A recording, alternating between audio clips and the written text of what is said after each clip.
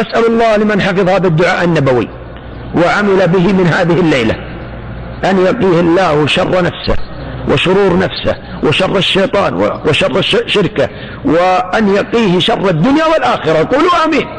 ومن قال آمين ولو عبر الشريط ولو عبر التسجيل، أسأل الله لمن سجل ووزع الشريط ووزع الخير وبلغ الخير أن ينظر الله وجهه وأن يجري ثوابه كما أجرى أنفاسه، فإن الدال على الخير كفاعله، وفاعله من أهل الجنة بإذن الله ومشيئته.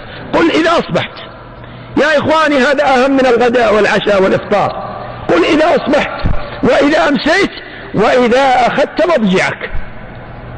اللهم عالم الغيب والشهادة فاطر السماوات والأرض رب كل شيء ومليكه، أشهد أن لا إله إلا أنت، أعوذ بك من شر نفسي ومن شر الشيطان وشركه، وأن أقترف على نفسي سوءا أو أجره إلى مسلم. رواه الترمذي.